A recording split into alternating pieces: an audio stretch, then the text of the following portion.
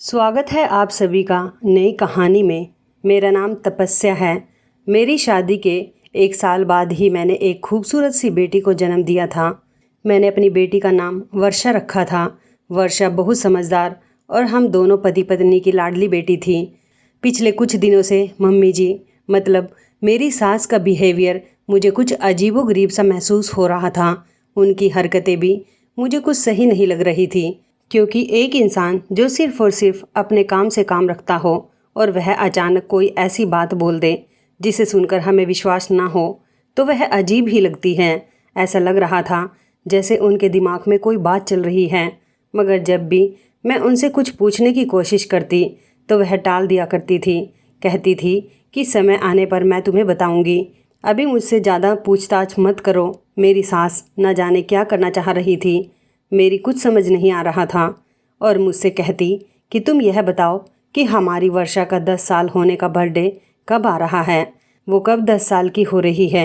मैं अपनी सास की बात सुनकर चौंक गई थी कि अचानक उन्हें मेरी बेटी के 10 साल के होने की फ़िक्र कहाँ से हो गई थी, और वह किस लिए मुझसे इस बारे में पूछ रही थी, क्योंकि हमारे घर में तो बर्थडे सेलिब्रेशन करने का रिवाज ही नहीं था। तो अब मेरी बेटी वर्षा के 10वें जन्मदिन के बारे में वह क्यों पूछ रही थी। अभी मेरी बेटी के 10 साल के होने में 1 महीना रह गया था, और हमारे पूरे ख़ानदान में ही किसी भी बच्चे का बर्थडे सेलिब्रेट नहीं किया जाता था। दरअसल मेरी सास का मानना था कि उनके ख़ानदान में अगर किसी का बर्थडे सेलिब्रेट होता है तो किसी की मौत हो जाती है। मैं अपने ससुराल के हिसाब से ही चलती थी। मेरी सास अपने ससुराल की सबसे बड़ी बहू थी, इसलिए वो इस बात के सख्त खिलाफ थी और सब लोग उनका कहना मानते थे। मगर अब हैरानी वाली बात यह थी कि अचानक पिछले कई दिनों से मेरी वर्षा के जन्मदिन के बारे में वह बार बार पूछ रही थी। ऐसा लग रहा था जैसे कि उन्हें मेरी बेटी के 10वें बर्थडे का बेसब्री से इंतज़ार हो रहा है। मैं अंदर ही अंदर परेशान होती रही कि पता नहीं मेरी सास करना क्या चाह रही थी, मगर मैं यह भी जानती थी कि जब तक वह अपने मुंह से मुझे कुछ नहीं बताएगी, मैं अपने हिसाब से इस बात के बारे में कुछ भी पता नहीं लगा पाऊंगी। इसी तरह मैंने इस बात का जिक्र एक दिन अपने पति से भी कर दिया कि आपकी मम्मी आजकल हमारी बेटी के बर्थडे के बारे में पूछ रही हैं। तो वह मेरी बात सुनकर घबरा गए। मैंने साफ तरीके से उनके चेहरे पर घबराहट देखी थी और उनके चेहरे का रंग भी उड़ गया था। वो मुझसे कहने लगे कि मम्मी से कहना कि अभी उसके 10वें बर्थडे में बहुत टाइम है, इतनी जल्दी उसका बर्थडे नहीं आने वाला। मैंने अपने पति से हैरान होते हुए पूछा कि आप ऐसा क्यों कह रहे हो, जबकि उसका बर्थडे तो अगले महीने ही आने वाला है। मैं वैसे भी उन्हें बता चुकी हूँ कि अभी 1 महीना रह गया है। तो वह कहने लगे कि अच्छा, तुम कह देना कि मुझसे बताने में गलती हो गई थी, अभी 6 महीने हैं वर्षा के बर्थडे में, गलती से मेरे मुंह से 1 महीना निकल गया, इसमें कौन सी बड़ी बात है। मम्मी तुम्हारी बात पर यकीन कर लेंगी। मम्मी को पता नहीं चलना चाहिए कि वह किस दिन 10 साल की हो रही है, वरना बहुत गलत हो जाएगा। मैं अपने पति की बात सुनकर और ज़्यादा उलझ गई थी। ये दोनों माँ बेटे भी अजीब ही थे, खुलकर मुझे कुछ बता ही नहीं रहे थे और ना ही इस राज से पर्दा उठ रहा था कि आखिर मेरी बेटी के 10 साल के होने में ऐसा भी क्या राज है कि बेटा तक अपनी माँ से यह बात छुपाना चाहता है। और मेरी सास को तो इस बात की जल्दी पड़ी हुई है कि उनकी पोती जल्द से जल्द पूरे 10 साल की हो जाए। मैं समझ नहीं पा रही थी, मुझे ये सब कुछ नॉर्मल बात नहीं लग रही थी, कुछ ना कुछ तो गड़बड़ थी। कुछ दिनों के बाद फिर से मेरी सास ने मुझसे पूछा कि वर्षा का जन्मदिन किस तारीख को आ रहा है।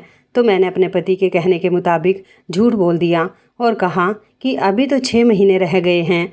मुझे आपको बताने में गलती हो गई थी, मैं भूल गई थी। दरअसल मैं घर के कामों में इतनी उलझी हुई हूँ कि अपनी बेटी की बर्थडे डेट भी भूल गई। अभी उसके बर्थडे में बहुत टाइम है, जब होगा तो मैं आपको बता दूंगी, आप बेफिक्र रहो। उस समय तो मेरी सास खामोश हो गई, लेकिन मैंने साफ साफ महसूस किया था कि मेरी सास मुझे घूर कर देख रही है। शायद वह समझ गई थी कि मैं उनसे झूठ बोल रही हूँ, इसलिए उन्हें मेरी बात का यकीन नहीं आया था। वैसे मैं जानती थी कि वह मेरी बात का यकीन करेंगी भी नहीं, क्योंकि उनकी याददाश्त तो मुझसे भी ज़्यादा अच्छी थी। उस दिन भी कुछ ऐसा ही हुआ। जैसे ही मेरी बेटी वर्षा स्कूल से वापस आई तो मेरी सास ने फ़ौरन ही उसे आवाज़ देकर अपने कमरे में बुला लिया। उससे बड़े प्यार से पूछने लगी कि बेटा, तुम्हारी बर्थडे की डेट कब की बैठ रही है। मैंने आंखों के इशारे से अपनी बेटी को रोकने की कोशिश की, कि वह अपनी दादी को अपनी बर्थ डेट ना बताए, मगर मेरी बेटी मेरे इशारे नहीं समझ सकी। वह कहने लगी, दादी कि मेरा बर्थडे तो इस महीने की 28 तारीख को है।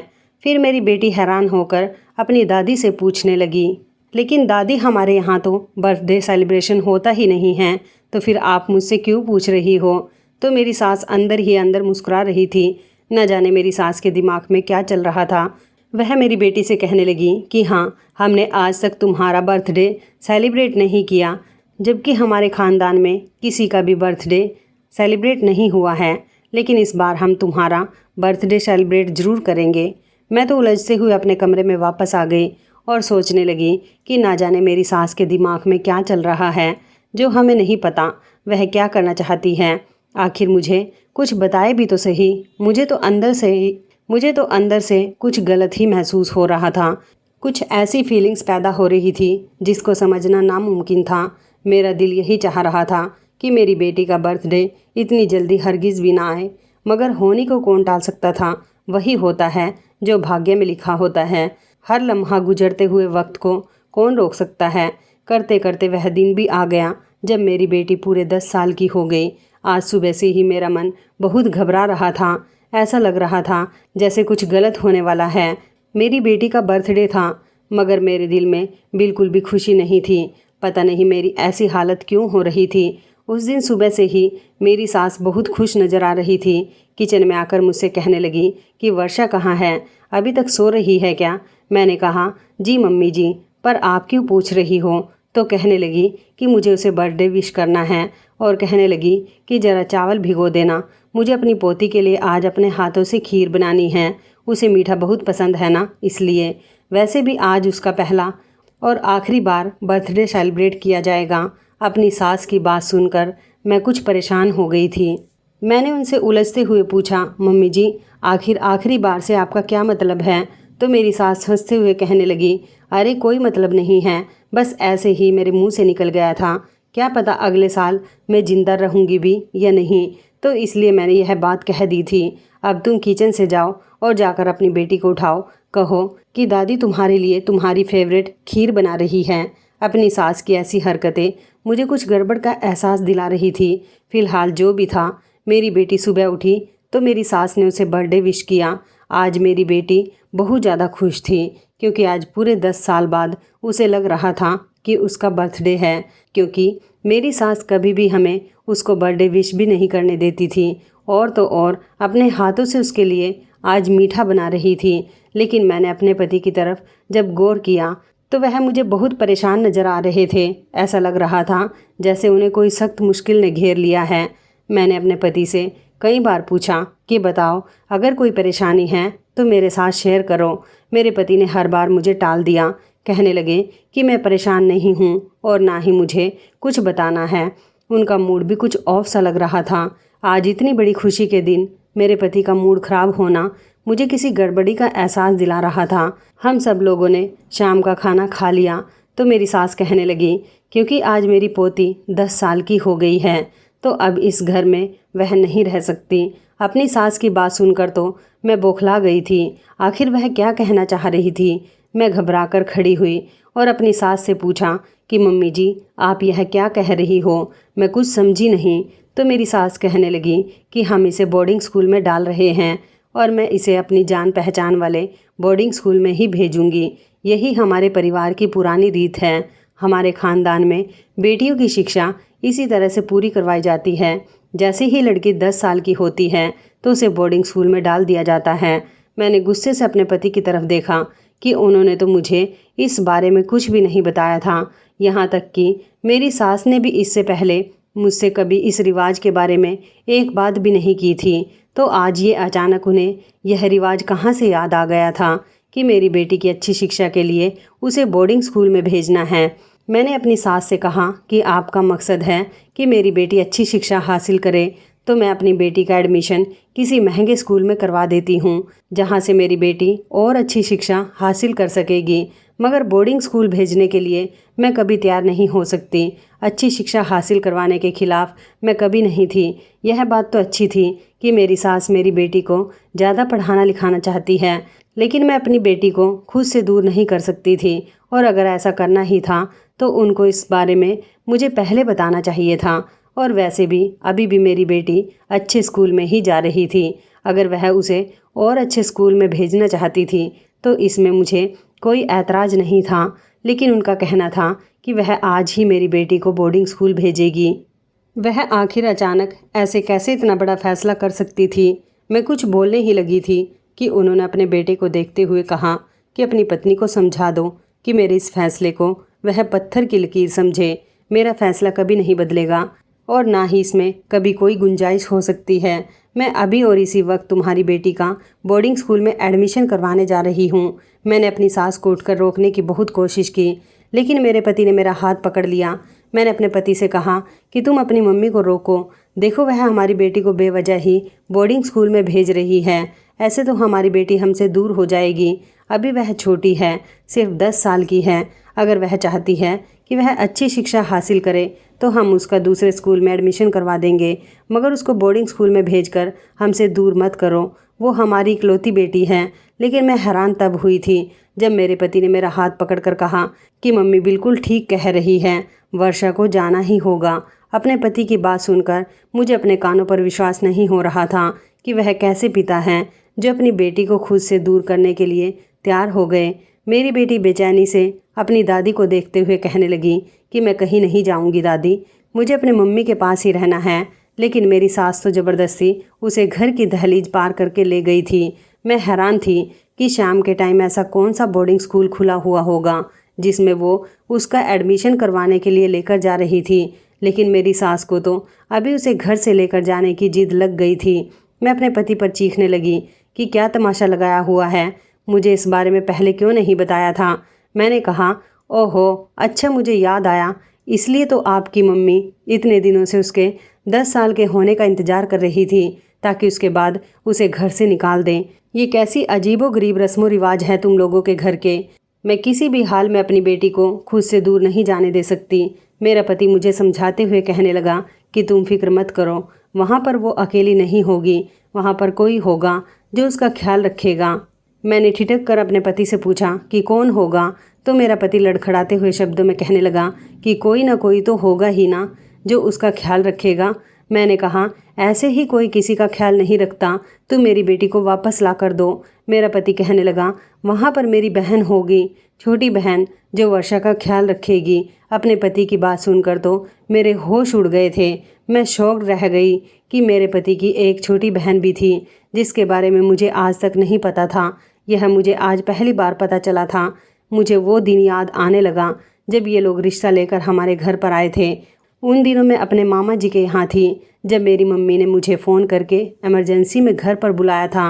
मुझे तो पता भी नहीं था कि घर पर मैं क्यों जा रही हूँ। वह तो मुझे घर जाकर पता चला था कि मम्मी ने मेरे रिश्ते के सिलसिले में लड़के की फैमिली को घर बुलाया हुआ था। इसलिए इतनी अफरा तफरी हो रही है कि मुझे मेरे मामा जी के घर से भी बुला लिया। वैसे तो मैं इतनी जल्दी शादी नहीं करना चाहती थी, मगर मम्मी पापा के सामने मेरी एक नहीं चलती थी। चाय और नाश्ते का सामान लेकर जब मैं कमरे में गई तो सामने ही सिर्फ 2 लोगों को देखकर मैं काफ़ी हैरान हुई थी। उनके जाने के बाद मुझे मम्मी ने बताया कि यह अच्छे और पढ़े लिखे लोग हैं। दोनों माँ बेटा ही एक दूसरे का सहारा है। इन दोनों के अलावा परिवार में कोई नहीं है। छोटी फैमिली और पढ़े लिखे समझदार लोग हैं।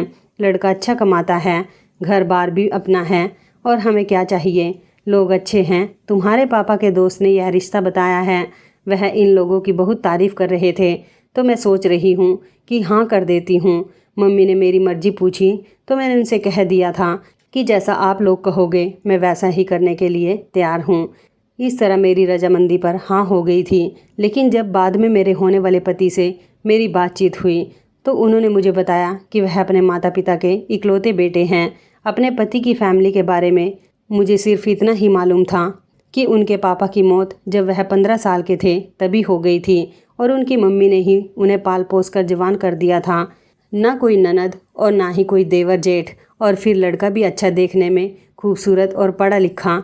इसलिए तो मेरी मम्मी ने झटपट इस रिश्ते के लिए हाँ कर दी थी।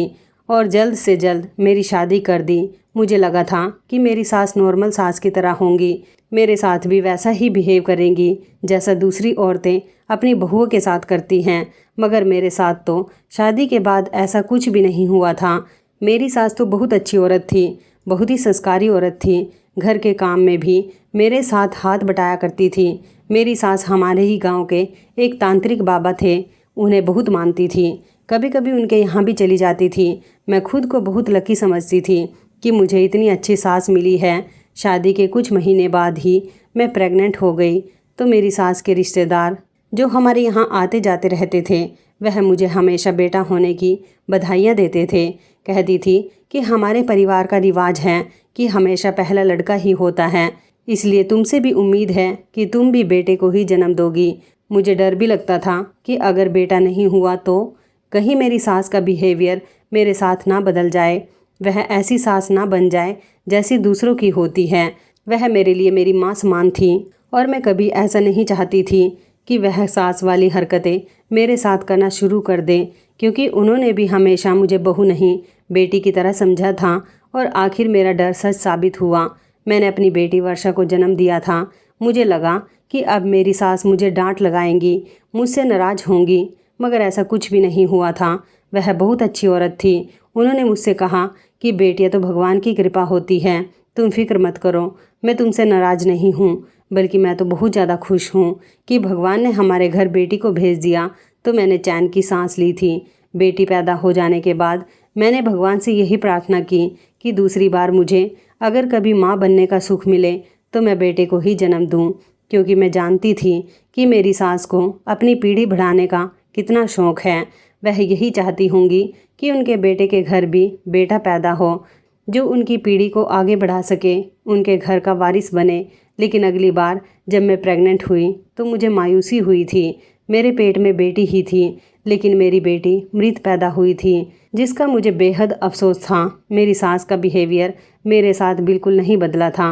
वह पहले की तरह ही मुझसे और मेरी बेटी से प्यार करती थी। मेरी एक ही बेटी थी। उसके बाद मुझे दोबारा प्रेगनेंसी नहीं हुई। मैंने भी अपने भाग्य पर सब्र शुक्र और समझौता कर लिया था कि मेरे भाग्य में अब दूसरी औलाद का सुख नहीं है। इसलिए मैंने अपना पूरा ध्यान अपनी बेटी वर्षा की परवरिश पर ही किया था।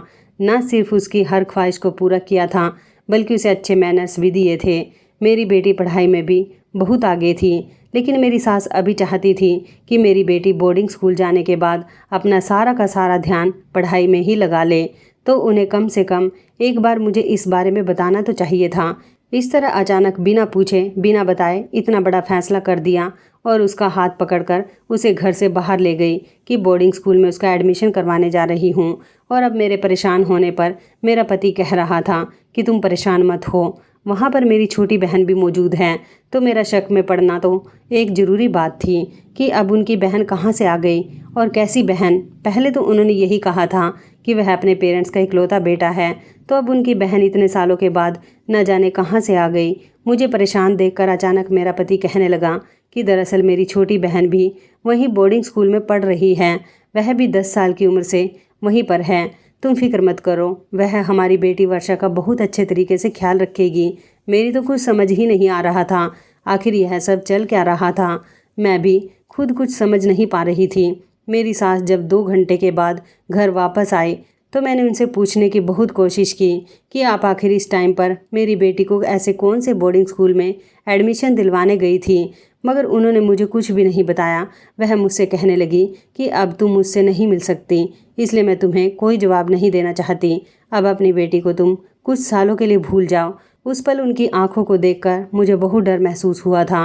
वो आज मुझे बिल्कुल कोई बदली हुई औरत लग रही थी और उनका ऐसा नया डरावना रूप देखकर मैं बहुत डर गई थी।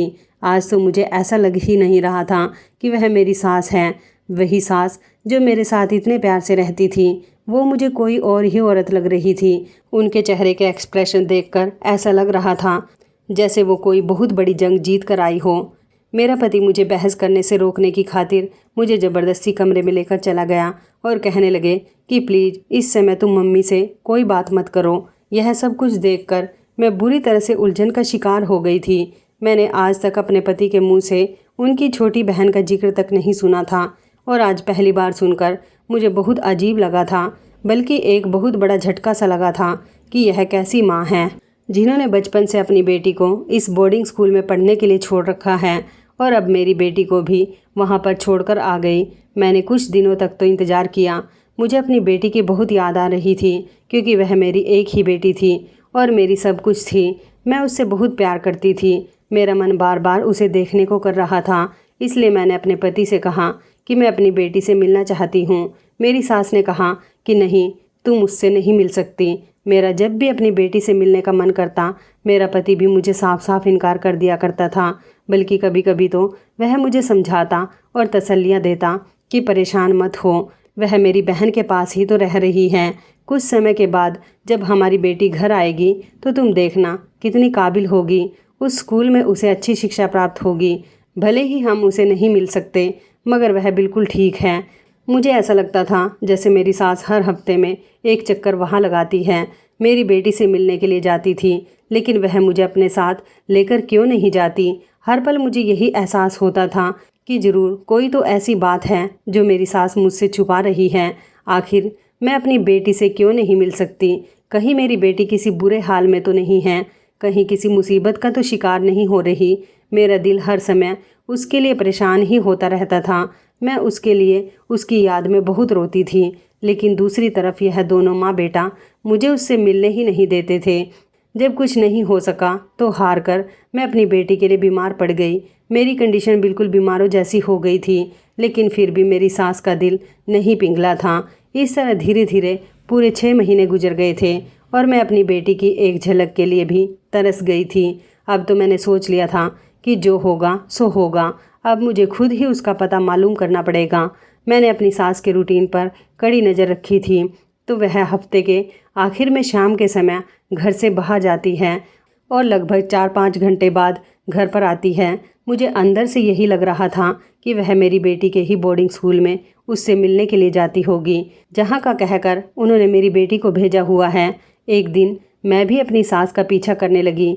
जैसे ही वह घर से निकली तो मैं भी सावधान कदमों से उनके पीछे पीछे घर से निकल गई। काफ़ी देर चलने के बाद वह जिस जगह पर रुकी थी उसे देखकर तो मैं हक्का बक्का रह गई थी। वो कोई बोर्डिंग स्कूल नहीं था, जबकि मेरी सास के मानने वाले उस तांत्रिक बाबा का घर था, जिसे मेरी सास बहुत ज़्यादा वैल्यू देती थी। और मेरी सास हर काम करने से पहले उस तांत्रिक बाबा की एडवाइस ज़रूर लेती थी। मैंने कभी तांत्रिक बाबा को देखा तो नहीं था, मगर मुझे अच्छी तरह से याद है जब मैं शुरू में प्रेग्नेंट थी तब मेरी सास तांत्रिक बाबा से मुझे आशीर्वाद दिलवाने के लिए लेकर आई थी। लेकिन अचानक मेरे पति की कॉल आ गई थी, इसलिए मैं इस घर के अंदर नहीं जा सकी थी और बाहर से ही वापस लौट आई थी। मगर मेरी सास ने कहा था कि तुम जाओ, मैं बाबा जी से मिलकर थोड़ी देर में आती हूँ। इस बाबा को मेरी सास कई सालों से जानती थी और मैं कभी कभी यह सोचती भी थी कि मैं भी इस बाबा से मिलना चाहती हूँ, जिस पर मेरी सास सबसे ज़्यादा यकीन करती है। मगर कभी मेरा इस बाबा से सामना नहीं हो पाया था। मेरी सास को इस बाबा के घर में जाता हुआ देखकर मुझे यकीन हो गया था कि हो ना हो मेरी बेटी को मेरी सास ने यहीं पर कैद करके रखा होगा। मैं भी अपनी सास के पीछे पीछे वहाँ पर चली गई, लेकिन अंदर का नज़ारा देखकर काफ़ी हैरान हुई थी, क्योंकि उसके अंदर तो काफ़ी चहल पहल थी। शायद यह उस बाबा के नौकर थे जो इधर उधर टहल टहल कर काम कर रहे थे। यह घर अंदर से बहुत बड़ा था। मैंने साड़ी का पल्लू अपने सर पर रखा और उससे अपना चेहरा भी छुपा लिया ताकि मुझे कोई पहचान ना सके। मगर वहाँ पर तो किसी को किसी से कोई मतलब ही नहीं था। सब अपने अपने काम में बिजी थे। मैं अपनी सास के पीछे पीछे सीढ़ियाँ चढ़ते हुए ऊपर जा रही थी। दूसरी मंजिल पर पहुंचकर वो एक कमरे में चली गई। मैंने दरवाजे पर ही रुककर अंदर की तरफ झाँका तो वहाँ पर एक बूढ़ा आदमी तकिए से टेक लगाए हुए बैठा था। मेरी सास ने जाकर उनके पैर छुए और नमस्ते बाबा जी कहते हुए उनके कदमों में बैठ गई। वो उन्हें बाबा जी कह रही थी। इसका मतलब यह था कि वह यही बाबा जी थे जिनका यह घर था। सुनकर मुझे बड़ा शौक लगा था। यह बाबा तो देखने में काफ़ी स्मार्ट और यंग था। भले ही उसकी उम्र ज़्यादा थी, मगर उसने खुद को इतने बुढ़ापे में भी बहुत टिप टॉप बनाया हुआ था। फिलहाल मैंने इधर उधर अपनी बेटी को तलाश करना चाहा कि वो कहाँ पर हो सकती है, लेकिन वह मुझे कहीं भी नज़र नहीं आई। थोड़ी देर के बाद मेरी सास उस कमरे से बाहर निकली तो उनके साथ मुझसे थोड़ी कम उम्र की लड़की बाहर निकली थी, जो मेरी सास से बातें कर रही थी कि माँ, मेरे साथ तो जो हुआ सो हो गया, मगर अपनी पोती के साथ तो आप यह अत्याचार मत करो। आखिर उस बेचारी मासूम बच्ची का क्या कसूर है? उसका बचपन यहाँ लाने के बाद खराब मत करो। उसके अभी खेल कूद के दिन हैं। मैं जानती हूँ कि मैंने भी अपने खेल कूद के दिन यहाँ पर रहकर गंवाए हैं, मगर मुझे तो ऐसा करना ही था। आखिर कब तक ऐसा चलेगा? कितनी ऐसी 10 साल की मासूम बच्चियाँ जिनको आप यहाँ पर लेकर आओगी? 6 महीने हो गए हैं। इस बच्ची की माँ इसके लिए कितना तड़प रही होगी। प्लीज़ माँ, इसकी माँ के हाल पर रहम करो, उसे उसकी बेटी वापस लौटा दो। मैं कान लगाकर उनकी बातें सुन रही थी। शायद यह मेरी ही बेटी के बारे में बात कर रही थी, जिसे सुनकर मैं बेताब हो गई कि अब शायद मेरी सास अपनी बेटी की बात की लाज रख ले। मगर वह चिढ़ते हुए कहने लगी, जब मेरे हाल पर किसी ने रहम नहीं किया था, मेरे मासूम बेटे पर किसी को तरस नहीं आया था, तो मैं भी किसी पर रहम नहीं करूँगी। तुम उसका यहाँ पर ख्याल रखना। वैसे भी उसे यहाँ किसी तरह का नुकसान नहीं है। बाबा जी उसका यहाँ तुम्हारी तरह ही ख्याल रखेंगे जितना उन्होंने तुम्हारा रखा है। मुझे अपनी सास की अधूरी बातों की कुछ समझ नहीं आ रही थी और मैं पूरा मामला जाने बिना यहाँ से नहीं जाना चाहती थी। इसलिए मैंने अपनी सास के नीचे जाने का इंतज़ार किया। सोचा कि मैं उनकी बेटी से आज बात करके ही रहूँगी। जब वो चली गई तो मैं उस लड़की के पास आ गई जो मेरी ननद थी। मैंने उसे अपना इंट्रोडक्शन करवाया। कहा कि मैं तुम्हारे बड़े भाई की पत्नी हूँ। वो मेरी बात सुनकर एकदम से चौंक गई थी। वह डरते हुए मुझे एक कोने में लेकर चली गई और कहने लगी कि आप यहाँ पर क्यों आई हो? आपको यहाँ के बारे में कैसे पता चला? अगर माँ को पता चल गया कि आप यहाँ आ गई हो तो बहुत बुरा होगा। मैंने उसे कहा कि मैं यहाँ पर अपनी बेटी से मिलने के लिए आई हूँ, बल्कि उसे अपने साथ ले जाने के लिए आई हूँ। वो यहाँ पर क्यों कैद है? और तुम्हारी माँ ने मुझसे झूठ क्यों बोला कि वो उसका एडमिशन किसी बोर्डिंग स्कूल में करवाने के लिए उसे ले जा रही है, जबकि यह तो मुझे कहीं से भी बोर्डिंग स्कूल नहीं लग रहा। वो मुझसे अफसोस में आकर कहने लगी कि आपकी बेटी भी मेरी ही तरह एक ऐसा बोझ उतारने के लिए यहाँ पर आई है जिसकी वजह से शायद आज आपका पति जिंदा है। और ऐसा करने के लिए सिर्फ आपकी बेटी ही नहीं आई है, बल्कि अगर आपका कोई बेटा भी होता और आपकी बहू ने पहली बेटी को जन्म दिया होता तो वह भी यहाँ पर आएगी और इस तरह यह पीढ़ी चलती रहेगी। मैंने उससे कहा कि मैं तुम्हारी बात को समझी नहीं, आखिर तुम क्या कहना चाह रही हो? तो वह कहने लगी, यह कहानी तो अभी और कई सालों तक चलने वाली है, क्योंकि मेरी माँ ने बाबा जी को जो जुबान दी है, और मेरी माँ एक ऐसी औरत है जो कभी अपनी जुबान से नहीं मुकरती। वह कहने लगी, जब मेरी मम्मी पहली बार प्रेग्नेंट हुई तो 9 महीने बाद उन्होंने भैया को जन्म दिया था। हमारे पूरे खानदान में रिवाज है कि अगर पहले बेटा पैदा होता है तो बहुत शुभ माना जाता है, और इस वजह से उस बहू को बहुत ज़्यादा वैल्यू दी जाती है क्योंकि उसने बेटा पैदा किया है। मेरी मम्मी भी अपनी शादी के बाद जब उन्होंने भैया को जन्म दिया तो बहुत ज़्यादा खुद को लकी समझ रही थी, मगर 2 साल के बाद मेरी मम्मी को पता चला कि उन्हें फिर से गुड न्यूज़ है, तो फिर मैंने जन्म लिया। उसके बाद ज़िंदगी इसी तरह से गुजरती रही। मगर जब मैं 1 साल की हुई तो मेरे भैया की तबीयत बहुत ज़्यादा ख़राब हो गई थी और मेरे पापा भी इस दुनिया से हमें छोड़कर चले गए थे। मेरे भैया इतने ज़्यादा बीमार हो चुके थे कि डॉक्टर ने उन्हें लाइलाज साबित कर दिया था। उनका कहना था कि आपका बेटा ज़िंदगी की जंग बहुत जल्द हार जाएगा।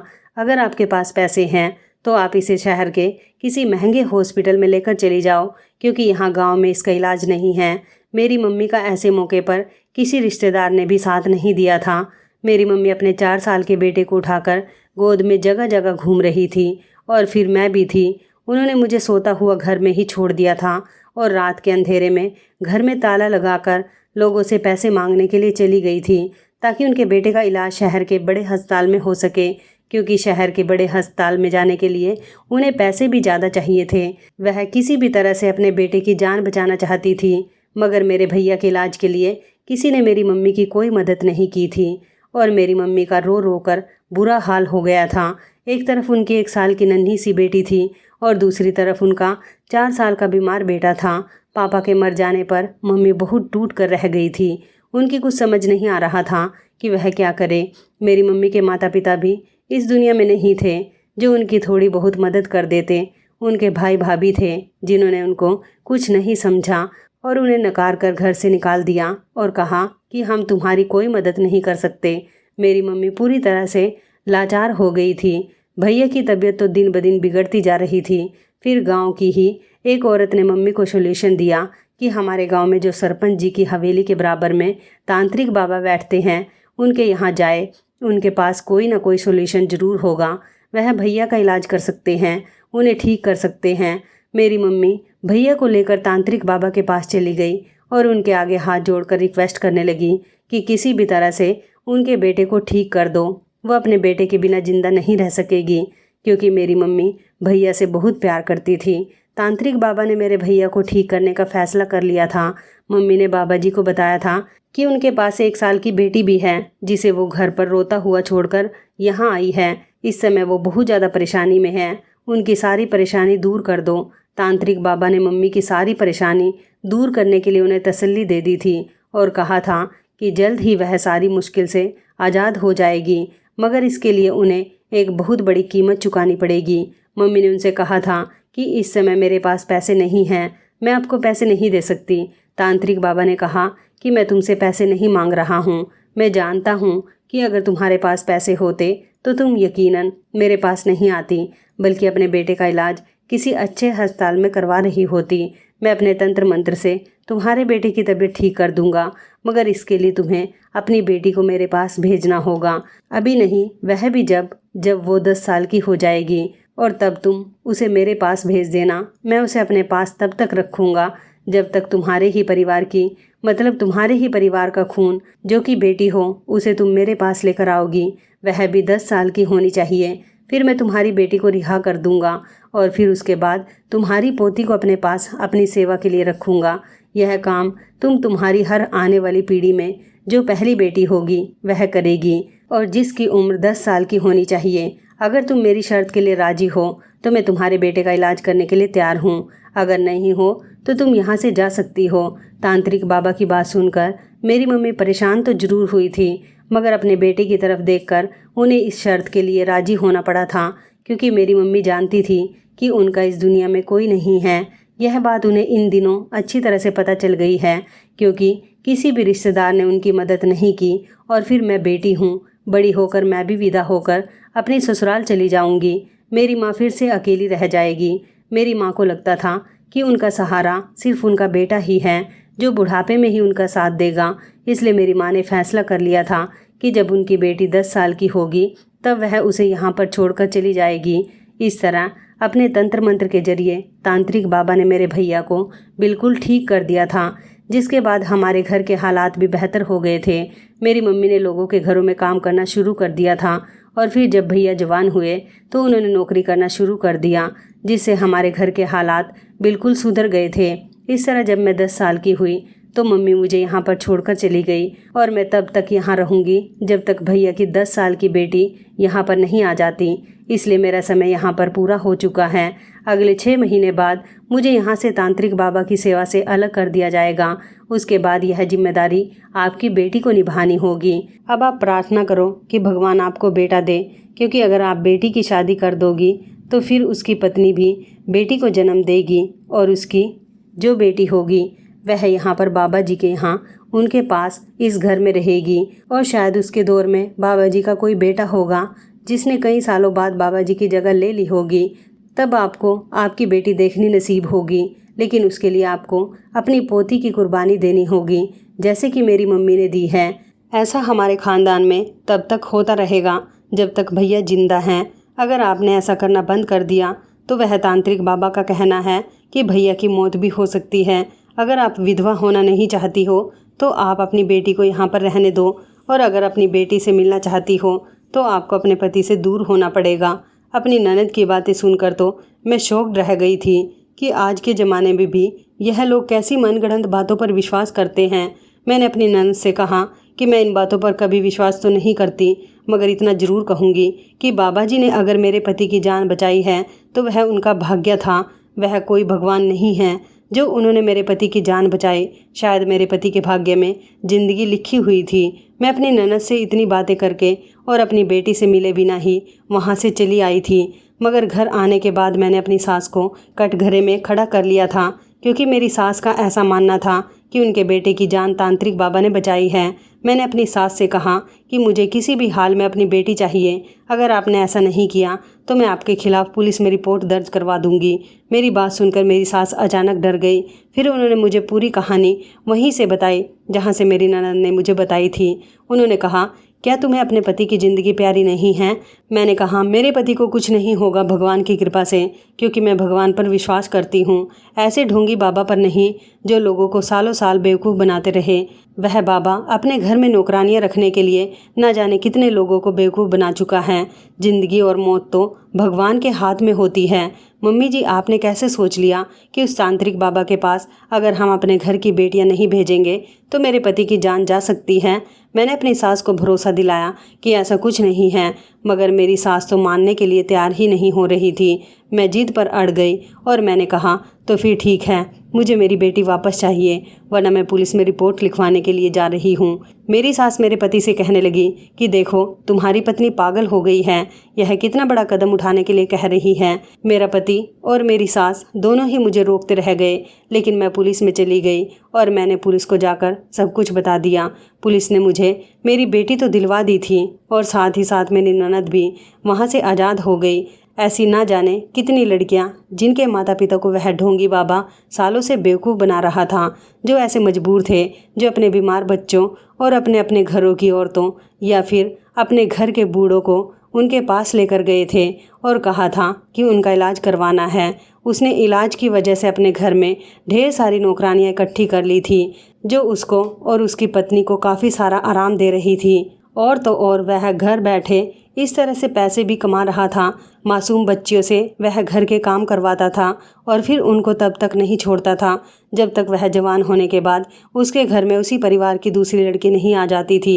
मेरी सास और मेरे पति के सामने सच्चाई खुलकर आ गई थी कि वह सिर्फ उनको ही नहीं बल्कि गाँव के बहुत सारे लोगों को बेवकूफ़ बना रहा था। और ऐसा कुछ नहीं था कि अगर मेरी बेटी वापस आ गई तो मेरा पति मर जाएगा। मेरी बेटी मेरे पास आ गई, मेरे गले से लगकर बहुत रोई थी और खुश भी हुई थी। कहने लगी कि मम्मी, वहाँ पर मुझसे बहुत काम करवाया जाता था। मैंने अपनी बेटी से कहा कि अब आगे तुम्हारे साथ ऐसा कुछ नहीं होगा। दरअसल मेरी ननद के साथ भी ऐसा ही हो चुका था, क्योंकि इन लोगों ने उनसे भी उसका बचपन छीन लिया था। मेरी सास को इस बात पर बेहद अफसोस हुआ था कि उन्होंने अपनी बेटी का खेलकूद और पढ़ाई लिखाई सब कुछ वहाँ भेजने के बाद बर्बाद कर दी थी। जो समय एक बार बीत जाता है वो लौटकर कभी वापस नहीं आता। मैं पढ़ी लिखी थी, इसलिए इस बात को जल्दी समझ गई थी और मैं आज के ज़माने की लड़की हूँ जो ऐसी मनगढ़ंत बातों पर विश्वास नहीं करती। इसलिए मैंने स्टैंड लिया था और अपनी बेटी को जल्दी ही वहाँ से आज़ाद करवा लिया था। मेरी सास का कहना था कि अगर काफ़ी सालों पहले मैं भी इस बात को समझ जाती तो शायद मेरी बेटी का बचपन उस ढोंगी बाबा की वजह से बर्बाद ना होता। मेरी सास ने मुझसे माफ़ी मांगी, लेकिन कहीं ना कहीं मेरी सास ने भी बेटा और बेटी में फ़र्क किया था। उन्होंने अपने बेटे की जान की खातिर अपनी बेटी का फ्यूचर बर्बाद कर दिया था, जबकि उनके बेटे को ठीक उस बाबा ने नहीं बल्कि मेरी सास की ममता और रो रो कर भगवान से की गई प्रार्थना ने बचा लिया था। मेरी ननद अब 18 साल की है और अब उसे स्कूल में भी एडमिशन नहीं मिल सकता। वह सिर्फ शुरू के 3 या 4 क्लास ही पढ़ी है, जबकि मेरी बेटी ने अब दोबारा से अपने स्कूल जाना शुरू कर दिया। उसका तो सिर्फ 1 ही साल खराब हुआ था, देर से ही सही, मगर मेरी सास की आंखें खुल गई थी। वह अपने किए पर आज भी बहुत शर्मिंदा होती है और हम सब लोग अब खुशी खुशी ज़िंदगी गुजार रहे हैं। और तो और मेरा पति भी बिल्कुल सही सलामत है। मैं अपनी इस कहानी से आप लोगों को यह मैसेज देना चाहती हूँ कि कभी भी लोगों की मनगढ़ंत बातों पर विश्वास ना करें और सिर्फ भगवान पर भरोसा रखें। तो इस कहानी के बारे में आपकी क्या राय है, कमेंट करके ज़रूर बताइएगा। दोस्तों, आपको हमारी ये कहानी कैसी लगी, आप हमें कमेंट बॉक्स में ज़रूर बताएं। यदि आपके पास भी ऐसी कोई प्यारी सी कहानी है या फिर ऐसी कोई कहानी जिससे कुछ शिक्षा मिले तो आप हमारे साथ उसको ज़रूर शेयर करें। दोस्तों, यदि आपको हमारी ये वीडियो अच्छी लगे तो आप हमारी इस वीडियो को लाइक शेयर ज़रूर करें और ऐसी ही दिल को छू लेने वाली प्रेरणादायक कहानियाँ सुनने के लिए हमारे चैनल को भी सब्सक्राइब करें। यदि आप हमें फेसबुक पर देख रहे हैं तो आप हमारे फेसबुक पेज को लाइक और फॉलो ज़रूर करें। तो दोस्तों, फिर मिलते हैं ऐसी ही ज़बरदस्त कहानी या टिप्स के साथ नई वीडियो में। तब तक के लिए धन्यवाद। आप सभी अपना ख्याल रखना। आपका दिन शुभ व मंगलमय हो।